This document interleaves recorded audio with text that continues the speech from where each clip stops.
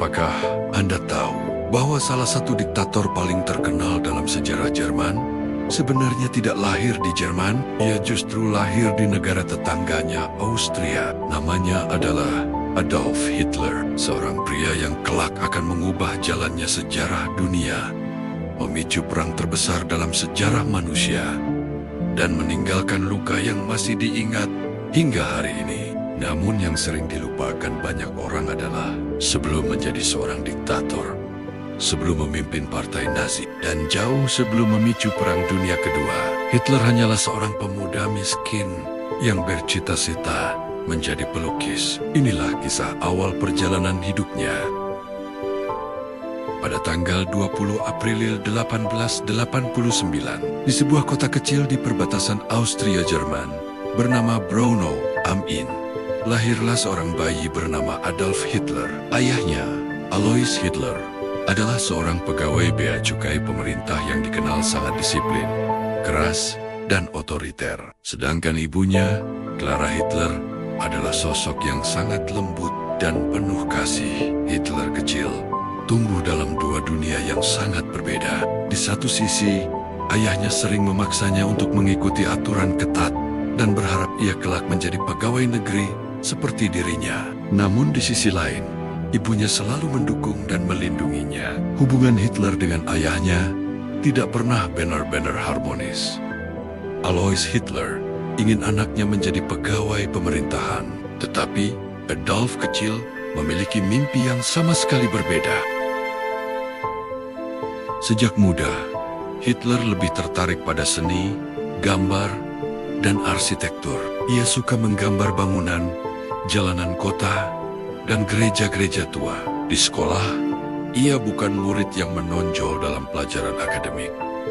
Namun ketika memegang pensil dan kertas, ia bisa menghabiskan waktu berjam-jam menggambar. Bagi Hitler muda, masa depannya sudah jelas. Ia ingin menjadi seniman. Namun ayahnya sangat menentang hal itu.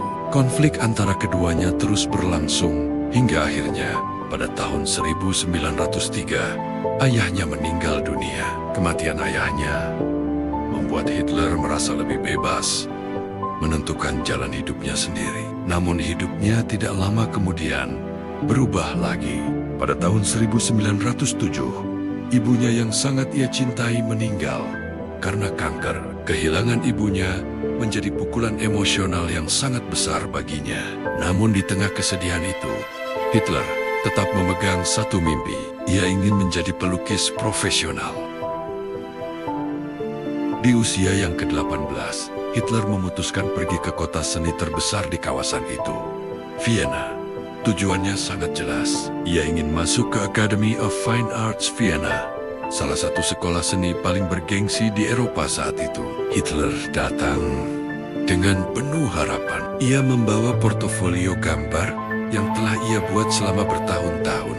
Namun hasil ujian masuk tersebut tidak berjalan seperti yang ia bayangkan. Ia ditolak. Para penguji menilai bahwa gambar bangunan yang ia buat cukup baik. Namun ketika menggambar manusia, kemampuannya dianggap sangat lemah. Hitler mencoba lagi tahun berikutnya. Ia yakin penolakan pertama hanyalah kesalahan. Namun tahun 1908, ia kembali mengikuti ujian dan hasilnya ditolak lagi. Bagi seorang pemuda yang seluruh mimpinya bertumpu pada dunia seni, penolakan kedua ini menjadi pukulan yang sangat besar. Setelah kegagalan itu, kehidupan Hitler di Vienna berubah drastis. Ia tidak memiliki pendidikan formal yang memadai. Ia tidak memiliki pekerjaan tetap, dan perlahan-lahan uang warisan dari keluarganya mulai habis. Hitler akhirnya hidup dalam kemiskinan. Ia pernah tinggal di rumah penampungan tunawisma. Untuk bertahan hidup, ia menggambar lukisan kecil dan kartu pos bergambar bangunan kota Vienna. Lukisan-lukisan itu kemudian ia jual kepada wisatawan dan pedagang kecil. Penghasilannya tidak besar, namun cukup untuk bertahan hidup. Tahun-tahun ini adalah masa yang penuh kesulitan baginya, dan banyak sejarawan percaya bahwa selama hidup di Vienna inilah pandangan politik Hitler mulai terbentuk. Ia sering membaca koran politik, ia mendengar berbagai pidato nasionalisme ekstrem, dan ia hidup di tengah masyarakat yang saat itu penuh dengan konflik politik dan sosial. Namun pada saat itu, ia masih belum memiliki peran apapun dalam dunia politik. Ia hanyalah seorang pemuda miskin yang mencoba bertahan hidup. Pada tahun 1913, Hitler memutuskan meninggalkan Austria. Ia pindah ke kota Munich di Jerman. Ia merasa dirinya lebih dekat dengan budaya Jerman dibandingkan Austria. Namun, tak lama setelah ia tiba di Munich, dunia berubah secara dramatis. Pada tahun 1914, sebuah peristiwa besar mengguncang Eropa. Perang besar pecah antara kekuatan besar dunia. Perang itu dikenal sebagai Perang Dunia Pertama. Ketika perang dimulai, Hitler mengambil keputusan yang akan mengubah hidupnya. Ia mendaftar sebagai tentara. Ia bergabung dengan Bavarian Army. Di medan perang, Hitler bertugas sebagai kurir. Tugasnya adalah membawa pesan penting antara unit-unit militer di garis depan. Pekerjaan ini sangat berbahaya karena untuk mengantarkan pesan, ia sering harus melewati daerah yang dipenuhi tembakan musuh. Namun Hitler dikenal sebagai prajurit yang disiplin dan berani. Ia bahkan menerima penghargaan militer tinggi, Iron Cross First Class. Penghargaan ini cukup jarang diberikan kepada prajurit dengan pangkat rendah. Perang tersebut menjadi pengalaman yang sangat membentuk dirinya. Bagi Hitler, kehidupan militer memberinya tujuan dan identitas. Namun pada tahun 1918, perang itu berakhir dan hasilnya sangat mengejutkan. Jerman kalah dalam perang. Perang berakhir dengan menyerahnya Jerman 11 November 1918. Bagi banyak tentara di garis depan, termasuk Hitler, kekalahan ini terasa sangat memalukan. Ketika kabar itu datang, Hitler sedang dirawat di rumah sakit setelah terkena serangan gas di medan perang.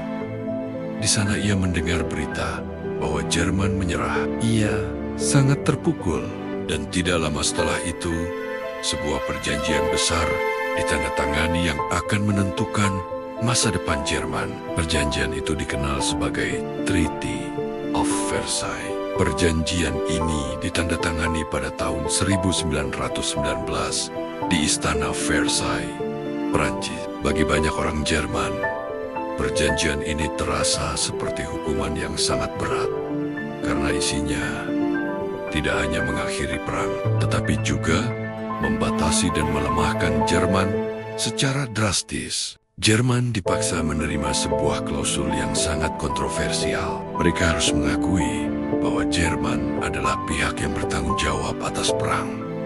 Ini dikenal sebagai War Guilt Clause. Selain itu, Jerman juga harus membayar reparasi perang yang sangat besar kepada negara-negara pemenang. Jumlahnya mencapai miliaran mark. Ekonomi Jerman yang sudah hancur karena perang menjadi semakin terpuruk. Tidak hanya itu, militer Jerman juga dibatasi secara ketat. Jumlah tentara dibatasi hanya sekitar 100.000 orang. Tanpa tank, tanpa angkatan udara, dan tanpa banyak persenjataan berat. Beberapa wilayah penting juga diambil dari Jerman. Sebagian wilayah diberikan kepada negara-negara tetangga, dan sebagian wilayah industri penting ditempatkan di bawah pengawasan internasional. Banyak orang Jerman saat itu merasa negara mereka telah dipermalukan oleh kekalahan tersebut. Ekonomi hancur, pemerintahan kacau, dan masyarakat dipenuhi kemarahan serta kekecewaan. Di tengah situasi kacau inilah, kehidupan Hitler memasuki babak baru.